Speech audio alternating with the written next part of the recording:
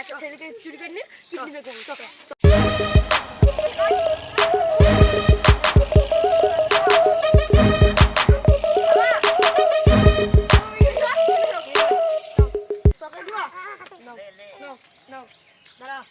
খাও খাও